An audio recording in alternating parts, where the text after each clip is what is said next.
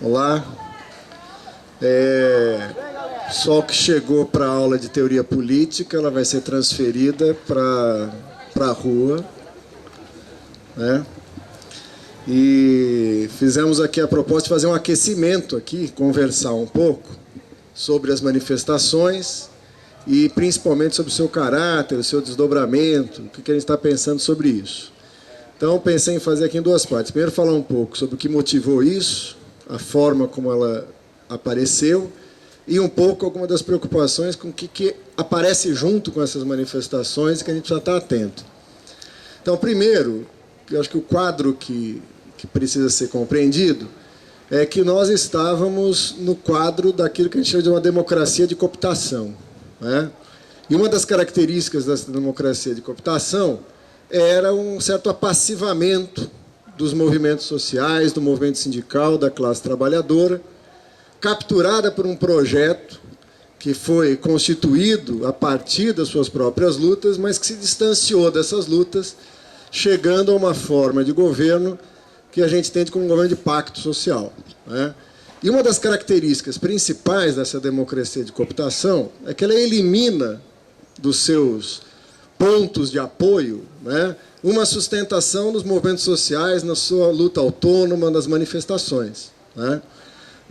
Basta perceber para isso que durante 10 anos de governo petista, em nenhum momento, e houveram momentos que seria necessário, as massas, a classe trabalhadora foi chamada a ocupar esse cenário que é próprio da sua forma de luta, que são as ruas, que são as praças, em defesa do que quer que seja, né? Em nenhum momento, ainda que se falasse de uma correlação de forças que impedia que as transformações profundas que eram necessárias fossem feitas, essa correlação de forças jamais foi checada, foi tensionada por um chamamento a uma manifestação, a uma ação autônoma das massas e da classe trabalhadora, em defesa de pressionar essa correlação de forças favoráveis no sentido das transformações necessárias. Vamos lembrar só alguns episódios, né? A reforma agrária não dá para sair do jeito que precisa. Vai ter que assentar menos pessoas, vai ter que priorizar uma lógica de mercado para os assentamentos. Não tem correlação de força para decretar uma reforma agrária mais profunda, que atacasse a origem do problema, que é o desenvolvimento do capitalismo no campo, que é o peso do agronegócio. Lógico que não tem correlação de força. Se você convida um ministro para o governo que representa exatamente isso, para fazer a reforma agrária, você vai ter que ter uma correlação de forças de fora do governo, né? E aí se chamou o movimento organizado de luta pela reforma agrária para intensificar suas lutas, para pressionar no sentido de execução disso? Não. Pediu calma, parar as manifestações para poder salvar a negociação.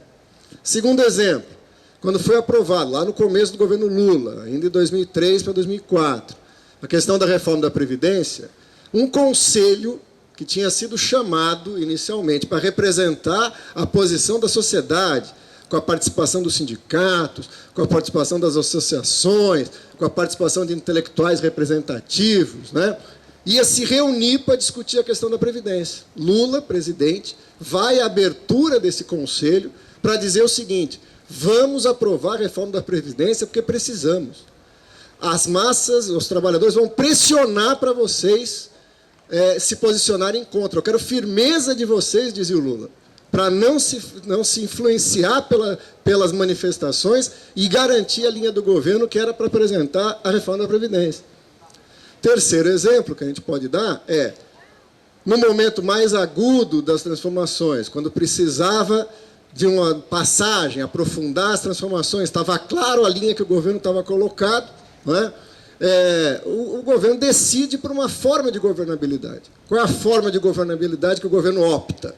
Vou fazer aliança com o PMDB, vou fazer aliança com outros partidos do centro e da direita, trocar cargos no governo, não é? E aí eu tenho governabilidade. Ora, a questão toda é essa: onde se sustenta a governabilidade de um governo que pretendia ter uma proposta popular, enfrentar os diferentes problemas? Numa aliança com o PMDB, com o PTB, com o Maluf, não é? O que sobra para a população e os trabalhadores? A sua luta autônoma. Ora, na greve que fizemos na universidade em 2012, ano passado, quando pressionado o governo, também no sentido de uma greve de massas, com atos de rua, garantindo, buscando a reestruturação da carreira docente, mais verbas para a educação. Isso se alastra para o conjunto do funcionalismo público. O Lula é chamado, na época, no comando de greve nacional, conversando com algumas pessoas do funcionalismo, ligados à CUT, eles disseram, fica tranquilo agora, porque agora vai vir o Lula, e o Lula vai nos ajudar, vai falar com a Dilma, vai falar, Dilma, receba as pessoas, ouve o que está vindo aí, não é isso? Vamos ganhar agora um apoio de peso. O Lula veio e falou o quê? Parem a greve. Não é hora de fazer isso. Não dá para pagar mais. Vocês estão criando instabilidade. Né? E a Dilma, respaldada, seguiu intransigente até o final. Ora, então a primeira parte disso é dizer que há um governo no Brasil que optou por uma forma de governo de aliança de classe com a burguesia. Se pactuou com essa burguesia, com seus interesses. E, nesse sentido, manifestação, movimento autônomo dos trabalhadores atrapalha o processo político. E não tem nenhuma lógica nessa forma de governo, de pacto social com a burguesia, que uma manifestação autônoma dos trabalhadores pode pressionar no sentido de avançar. Não é? As contradições são mais profundas e a gente já entra exatamente para a questão do transporte, né? Ainda que nós sabemos que é muito mais do que isso. Mas peguemos a questão do transporte, que foi o estopim. Lá pelos anos de 80, quando o PT chegou nas administrações municipais, vamos lembrar que nas principais cidades, logo que chegou na administração municipal, uma das primeiras atitudes para mostrar uma diferença na forma de governo foi municipalizar os transportes. Criou-se empresas municipais de transporte, rompeu-se as concessões com os empresários que exploravam esse setor. E explorar é uma palavra precisa, né? Não é explorar, não sei, vamos usar ali, né? É explorar mesmo, fazer disso uma empresa, com lucro, com busca de lucratividade, etc. E tal, né? Por uma questão muito simples, um diagnóstico muito evidente. Né? Um serviço público como a educação, como a saúde, né? Vamos dar uma licencinha para o colega sair com o carro ali. Né? Isso. Né? Um serviço como esse, veja, a lógica é essa, eu tenho que garantir um serviço público de qualidade no transporte. Isso é feito por uma empresa. Ora, o custo de manutenção disso, feito pensado na lógica da empresa, é evidente que a empresa, para garantir seus lucros, vai fazer o quê? Vai colocar os ônibus nas linhas mais rentáveis, vai tirar os ônibus da periferia, né? Sem contar que eu estava conversando com nossos amigos lá na sala ontem. É uma questão de confiança muito grande, né? Que você chega para o empresário e fala assim, quanto que você rodou esse mês? O empresário fala, eu rodei tanto. E o povo depois vai lá e paga. É uma generosidade, assim, né? Pior que isso é só o lixo, né? Que o cara do lixo recebe o lixo, pesa e fala, peguei tanto de lixo. Né? E o governo fala, legal, confio em você. Vai lá e passa o cheque, né? Quer dizer, o transporte público, o lixo, era algo que era uma caixa preta, que tinha que ser mexido, e foi mexido. Interessante. Criaram-se empresas de transporte coletivo, melhorou o transporte, começava a dar certo. A Prefeitura de São Paulo, se a gente lembrar, chegou a aventar a possibilidade de tarifa zero, né? Por quê? Assim como a Prefeitura tem gasto para manter rua, para manter luz, etc., tem uma parte do orçamento que seria destinada ao transporte público. Não é isso? Não é? E aí sim teria controle social sobre isso e tudo mais. Resultado, segunda geração de prefeituras do PT, a segunda, não foi a terceira, a quarta, a segunda, todas as empresas municipais dessas prefeituras reverteram a municipalização e devolveram as empresas para os empresários do transporte. Todas. Né? Acidentalmente, eu gosto de acidentes, coincidências, coleciono algumas, coincidentemente, os empresários do setor de transporte se transformaram nos principais financiadores do PT nas campanhas que se seguiram. Não é? Quer dizer, bondade se paga com bondade. Né? Quer dizer, se você foi generoso, as pessoas também foram generosas com ele. Ora, isso recriou um problema. Que problema que isso recriou? Eu tenho que ter um sistema público de transporte, ele é dividido supostamente em 3 partes, né? Parte do custo fica com o empresário, parte do custo é subsidiado pela prefeitura, parte do custo é dado pela população no preço da passagem. Não é? Agora, como é que eu resolvo esse problema do financiamento? Veja, a parte que a população paga, a parte que o poder público aplica, tem que ser aplicado o quê? Em ampliação da linha, manutenção dos ônibus, não é isso? Renovação da frota. Mais uma vez aí prevalece a confiança. Está aqui o dinheiro, não é? E os empresários vão lá e fazer o quê com esse dinheiro? Para quem anda nos ônibus, não vai renovar menos do que precisava, não vai fazer a manutenção necessária, não vai pagar os profissionais que trabalham adequadamente, não é? Vai garantir a lucratividade desse setor. Não é? Ora, estava na cara que isso ia explodir. Qual que é a lógica? Por isso que essa manifestação vai além do transporte. Porque essa lógica não é do transporte, ela se alastrou para todos os setores. A das parcerias público-privadas. É um serviço público, mas pode ser executado por uma empresa. Não é? É um serviço que pode ser executado pela empresa. Então, isso funciona na saúde, isso funciona, né, em várias áreas de assistência, isso funciona em várias áreas de financiamento, nas barcas, no transporte, nas estradas, em tudo quanto é coisa. Ora, esse modelo significa, na verdade, transferência do fundo público para uma empresa. Não é, se o recurso necessário, pagando-se uma passagem subsidiada, com recurso público, né, qual é a parte do empresário? Organizar a ação? Quer dizer, não há serviço público capaz de organizar linhas de ônibus para que elas funcionem? Não é? Então, aí que está a chave da questão, e nós vamos ver como é que isso se articula com a resposta que o poder público, né, que os governos dão às manifestações.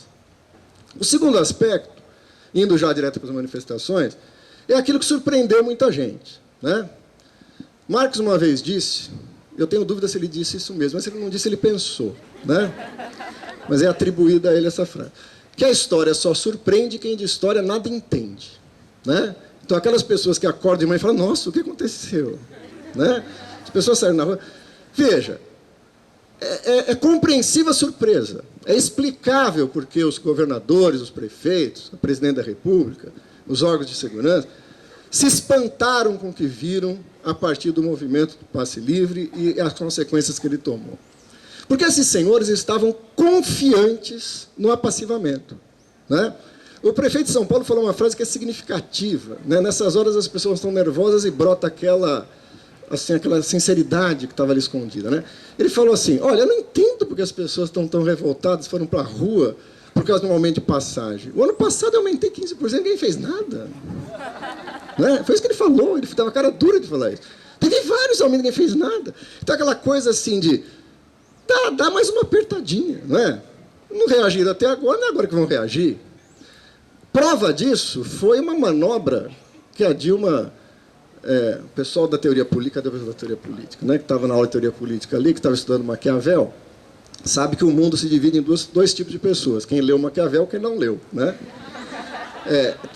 Dilma parece não ter lido, porque ela fez um ato assim, translocado, né, explicável, mas estranho. A inflação está explodindo. Né?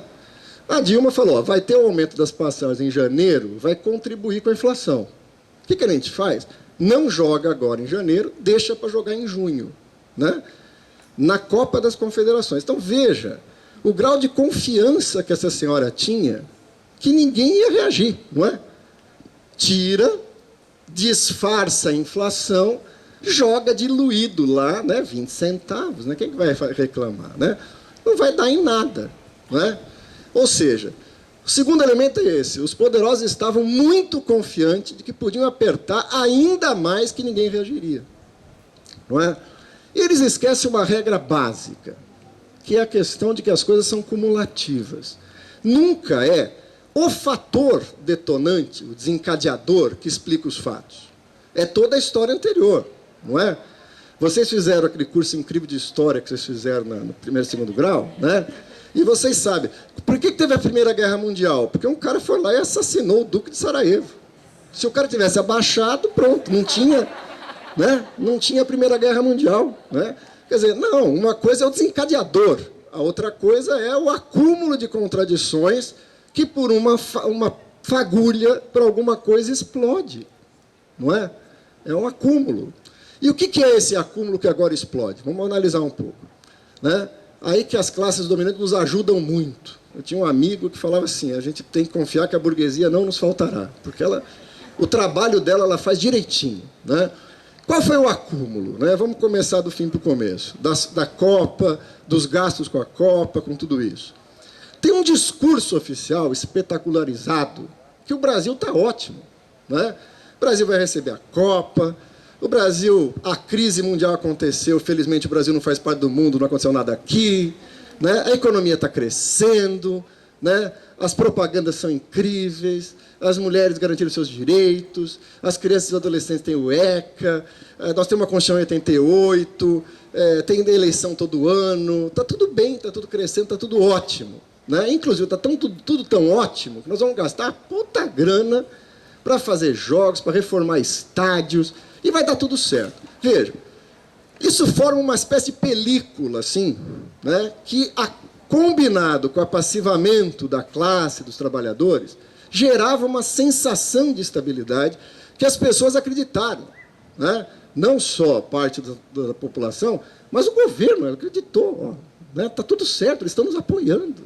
Né? Não tem nada errado no país. Ora, por baixo dessa pequena película tem o dia a dia, a boa e velha realidade.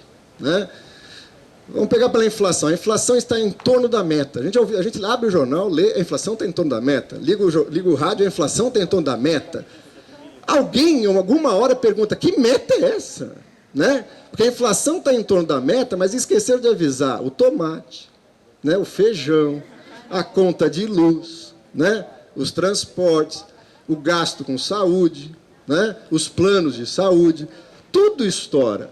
E os salários não crescem. Então, você tem um acúmulo que vai defasando a capacidade de compra.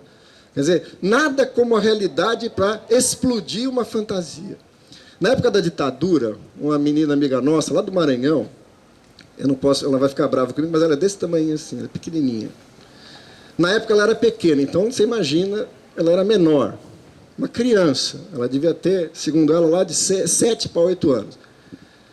Pegou o dinheiro, o pai pediu para ela ir na padaria comprar pão. Ela pegou o dinheiro assim, aquele dinheirinho, né, de 2 moedas, uma notinha, né, e pediu para o pai se podia comprar uma bala. Não dá, está certinho para o pão. Ela já foi brava, certo? Chegou na padaria, estava ligada à televisão, e o ministro Passarinho falando na televisão e dizendo assim, os trabalhadores ganham bem. E aquela menininha de 8 anos gritou no meio da padaria, mentira! Né? Quer ver? Veja, como que ganha bem, você não consegue comprar pão numa bala, não vai sobrar o troco para ir para o pão, né? Quer dizer, esse contraste entre a vida real e a aparência que se cria vai gerando um caldo de contradição. Veja, é interessante porque, num certo momento, o bom e velho povo, na sua infinita paciência, ao ser perguntado, fala, o que você acha do governo? Fala, tá bom, tá bom. Né? E aí passa naqueles índices assombrosos de aceitação. Ninguém vai fazer qualitativo esse amadurecimento das contradições, isso que de repente explode. Um outro exemplo que eu gosto de citar, para a gente entender o desfecho dessa crise, foi exatamente o contexto 78, 79, né, que explode as greves no Brasil. 2 grandes sociólogos da USP, tinham que ser sociólogos, né, fazem um estudo, um no final da década de 60, outro no início dos anos 70, sobre a classe trabalhadora brasileira e chegam à brilhante conclusão de que a classe trabalhadora brasileira não reproduziria um comportamento revolucionário, um comportamento que, lutando por suas demandas específicas, apontasse a questão de mudanças societárias no sentido do socialismo, que o sindicalismo era uma coisa que as pessoas usavam apenas por conveniência, para cortar o cabelo, ter convênio médico, etc. e tal. Chegaram à brilhante conclusão. Leôncio Martins Rodrigues, e antes dele o Juarez Lopes Brandão, nas 2 boas teses que fizeram, entrevistando, e aí que vem a história legal, porque eles entrevistaram os trabalhadores.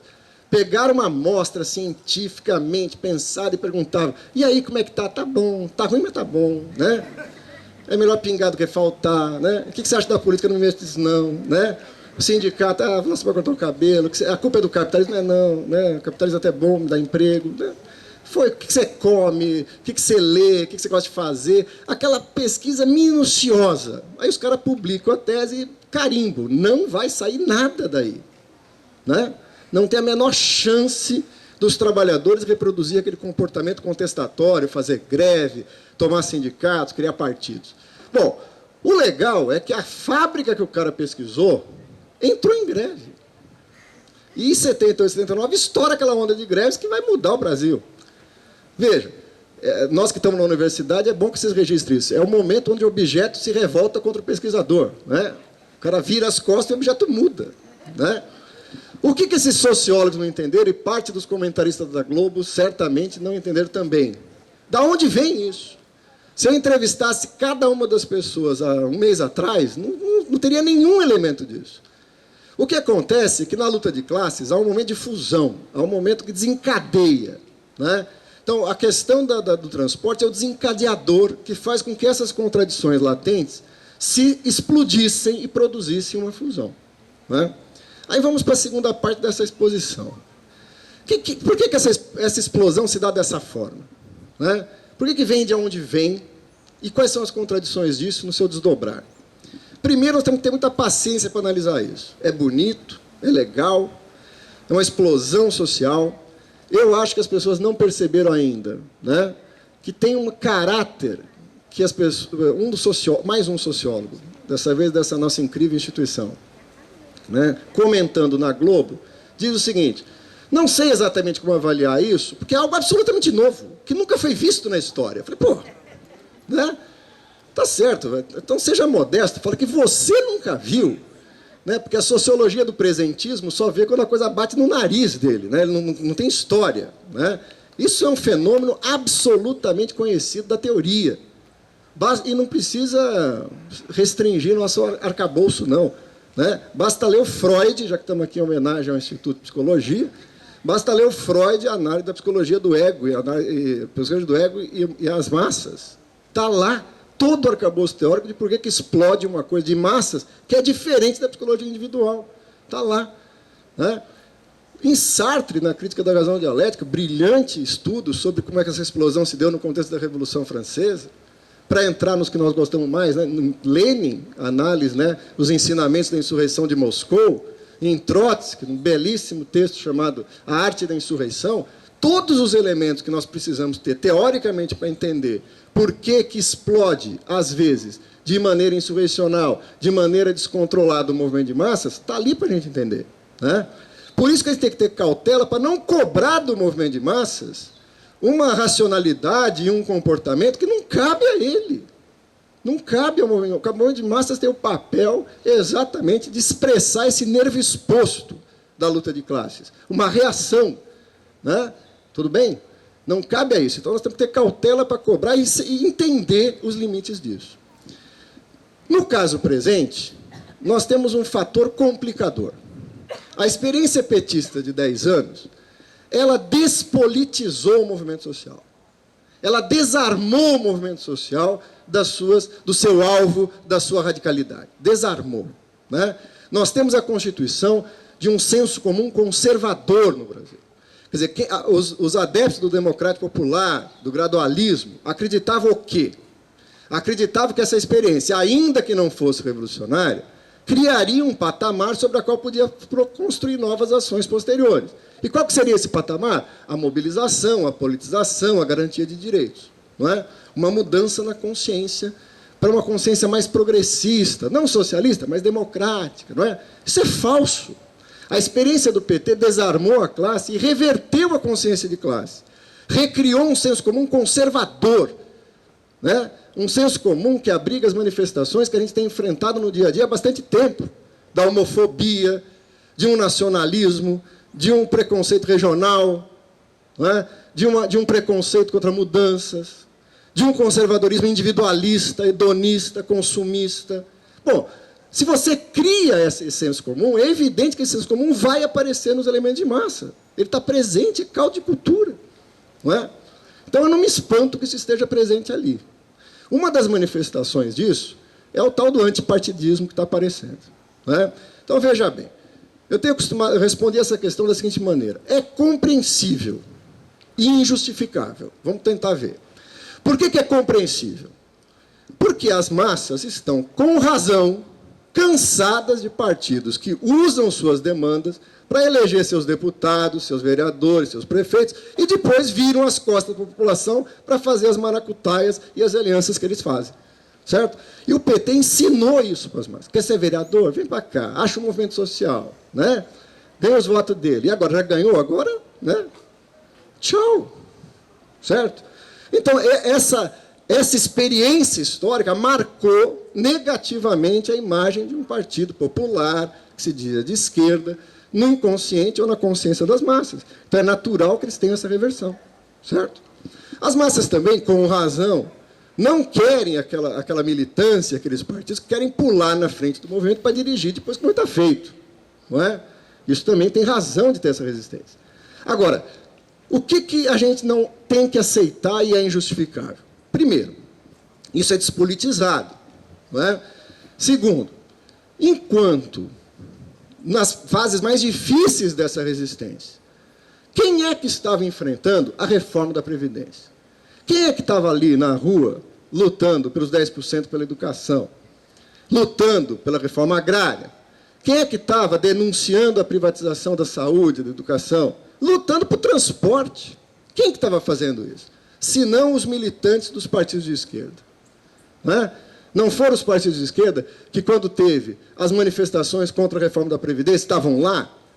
Quando teve a tentativa de barrar essa farra do boi das privatizações nas telecomunicações, na Vale do Rio Doce, na Petrobras, quem eram os militantes que estavam lá segurando, quando muita gente da massa estava alegre porque trocou o celular, vai comprar uma televisão plana, estava achando que estava tudo bem? Quem estava segurando isso? Os militantes de esquerda.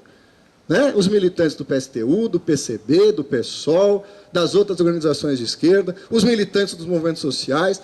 Portanto, nós temos, primeiro, legitimidade para estar nesse movimento. E, segundo, direito de estar nesse movimento. Ninguém precisa pedir licença para participar de movimento de massas, por ser de um partido, por ser de uma organização, por ser de um movimento social. No caso específico nosso do PCB, temos 91 anos, já enfrentamos 2 ditaduras, né?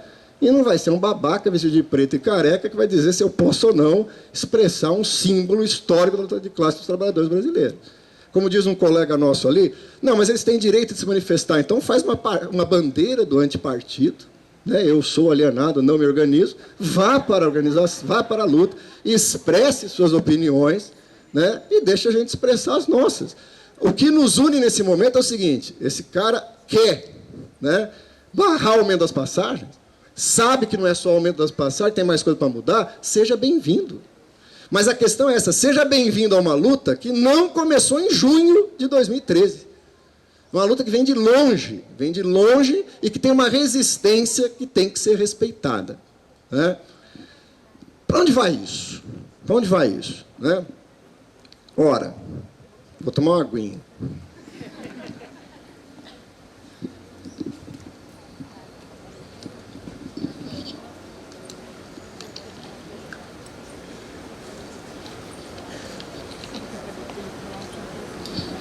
Primeiro, a ordem, e aí no sentido geral da ordem, né, o que envolve não só governos, aparatos repressivos, mas também os meios de comunicação, tudo isso, a ordem, numa primeira fase, reage com a maneira que ela costuma reagir. Estigmatiza, criminaliza.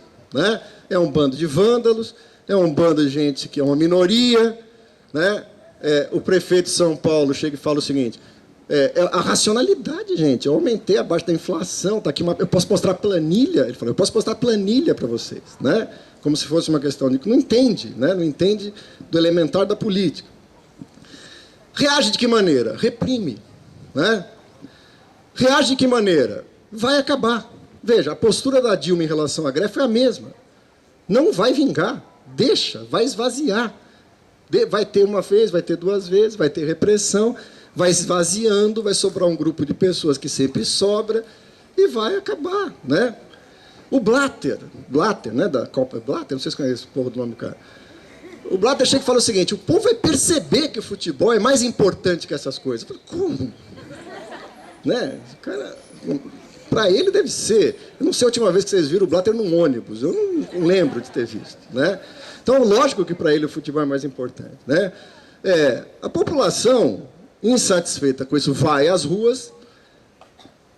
A repressão, como costuma acontecer, se os sociólogos não fossem adeptos do presentismo, tivessem estudado os fatos, saberiam, a repressão tem um papel fundamental. O Lenin dizia, o principal instrumento pedagógico do operariado é a polícia. aquele cara está mais ou menos na dúvida, para que serve o Estado, uma porradinha, um gás, né? Funciona como mais que um curso de formação. Né? Quer dizer, a repressão, a justeza da proposta, a firmeza do movimento em se manter, faz com que o movimento cresça. Ontem teve um analista lúcido que falou o seguinte, é um erro reprimir, porque se reprimir vai crescer. Né? E cresceu o movimento. Crescendo o movimento, vem a segunda parte da estratégia, cooptá-lo. Né? Tem um grupo mais radical, de vândalos, etc. Mas esse movimento é os meninos, são as meninas, é um movimento cívico.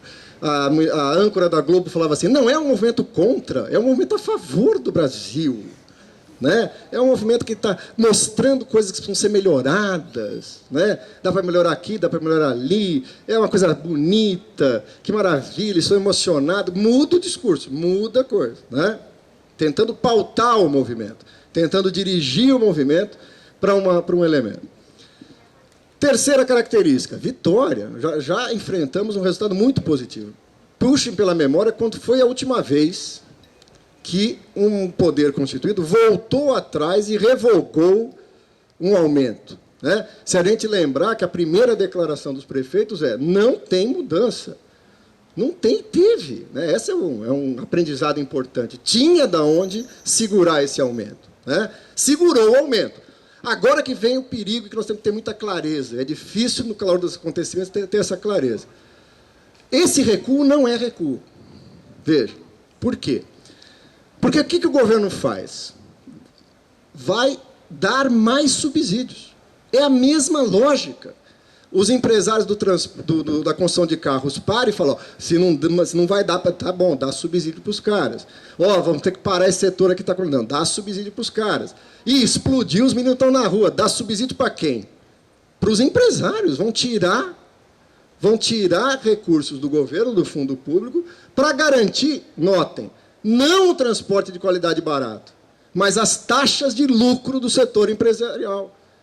Então, o nosso movimento tem que ter essa clareza para aproveitar essa força, para tocar o dedo na ferida. Nós queremos ônibus mais barato. Aceitamos a redução aqui, porque é uma conquista nossa. Mas nós queremos discutir um sistema de transporte público nesse país. Vamos tocar o dedo na ferida. Não é através de privatização, não é através de concessões que se faz transporte. Porque se tiver concessão, tem taxa de lucro. Se tiver taxa de lucro, é grana que está saindo do seu fim último, que é o benefício a ser produzido, para virar, engordar taxa de lucro de empresário. Não é? É difícil, nesse momento, ter essa clareza. Mas nós temos que ter, se a gente quiser levar isso à frente. A generalização da pauta. Não se trata só do transporte. Tá, mas se não se trata do transporte, se trata do quê? Essa é uma questão, é um nó na nossa questão. Né? Um movimento de massas desse, por mais forte e bonito que seja, ele tem um fôlego.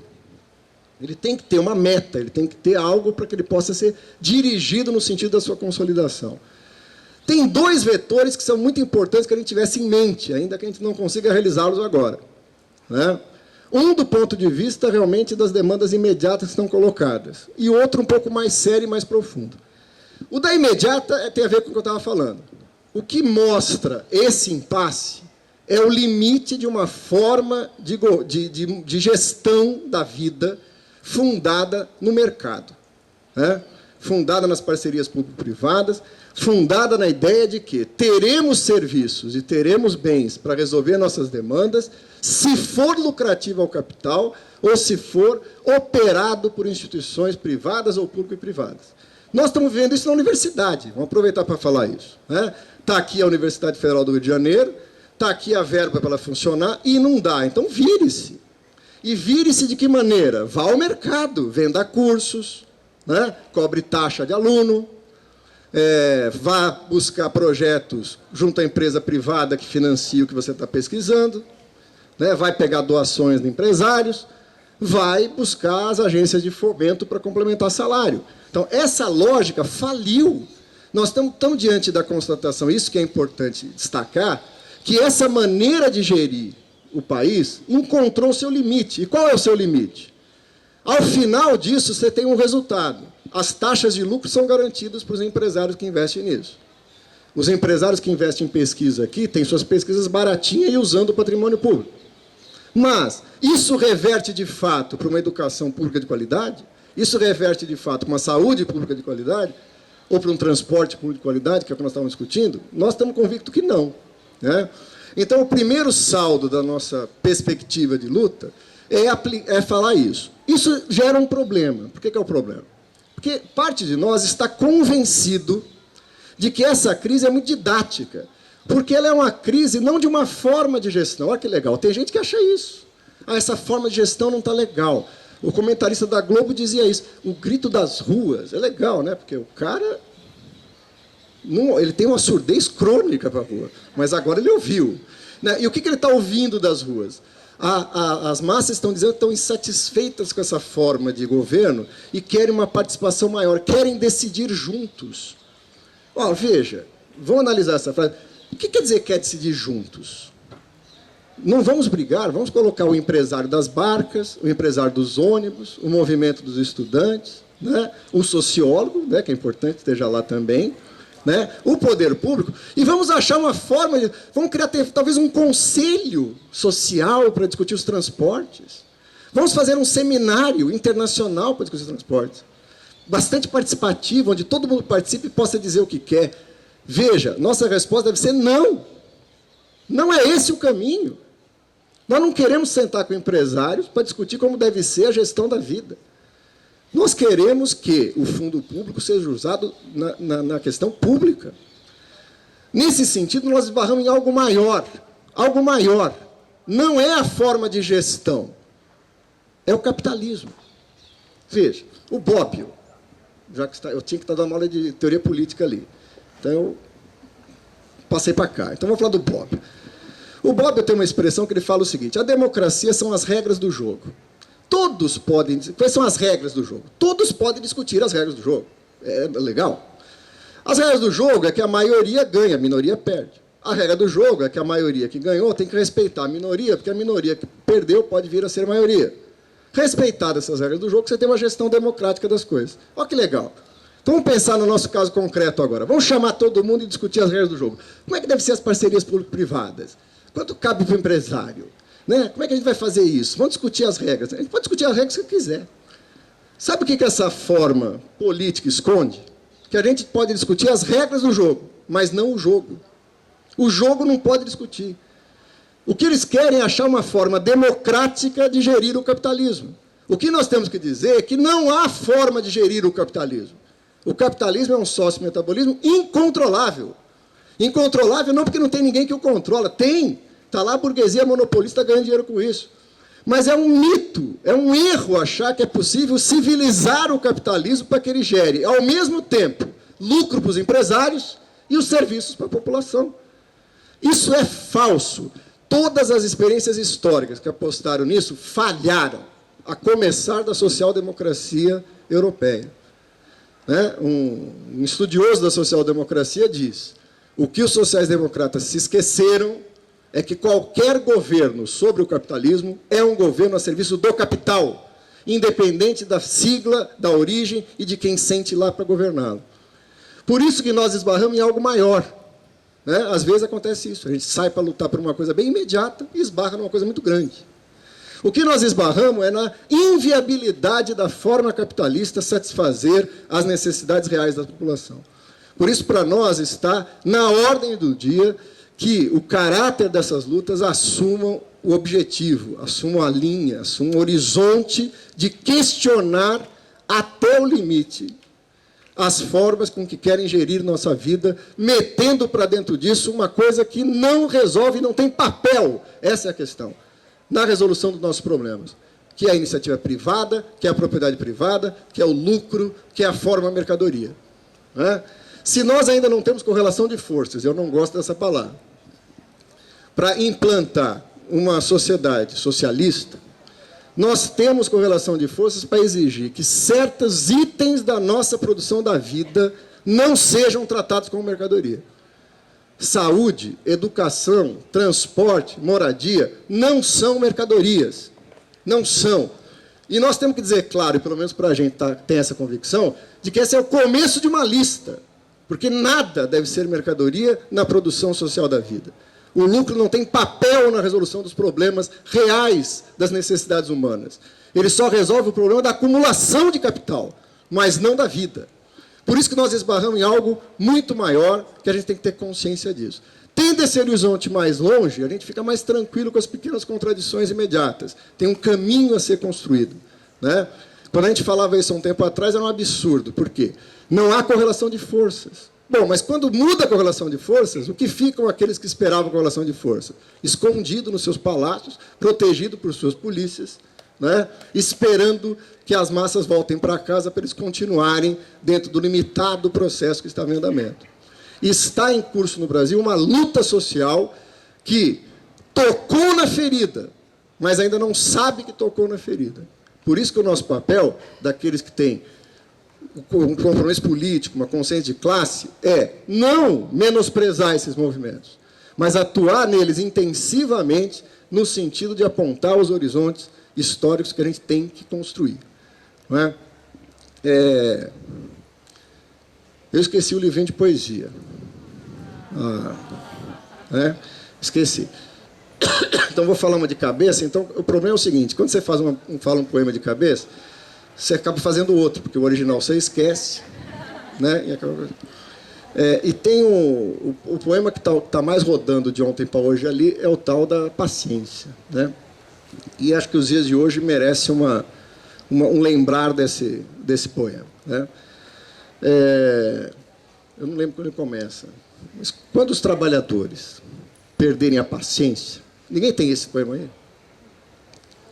Eu vou ser obrigado a procurar na internet. Não vou arriscar falar ele. Mauro, oi. Chega para a esquerda um pouquinho. Mesmo quando eu estou consultando...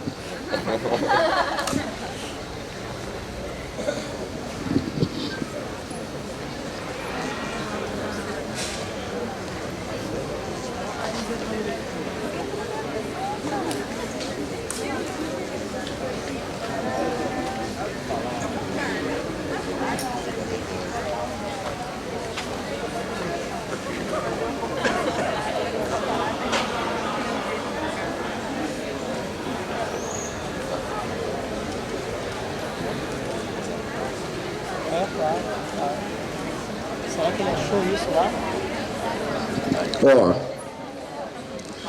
Quando os trabalhadores perderem a paciência, passearão de mãos dadas ao entardecer. A vida será livre e não a concorrência. Quando os trabalhadores perderem a paciência. É difícil.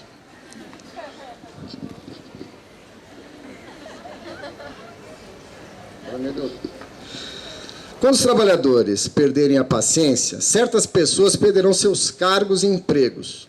O trabalho deixará de ser um meio de vida. As pessoas poderão fazer coisas de maior pertinência, mas só quando os trabalhadores perderam a paciência.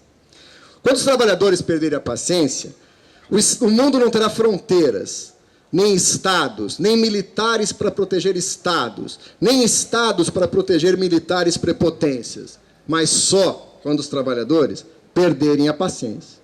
Quando os trabalhadores perderem a paciência, a pele será carícia, o corpo, delícia.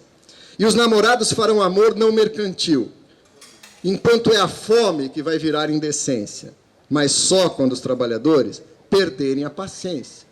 Quando os trabalhadores perderem a paciência, não terá governo, nem direito, nem justiça, nem juízes, nem doutores em sapiência, nem padres, nem excelências.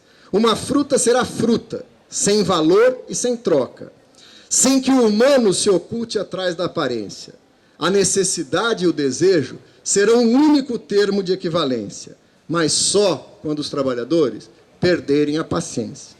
Quando os trabalhadores, enfim, perderem a paciência, depois de 10 anos sem uso, por pura obsolescência, uma filósofa faxineira, passeando pelo palácio, dirá: declaro vaga a presidência, mas só quando os trabalhadores perderem a paciência. E parece que começaram a perder.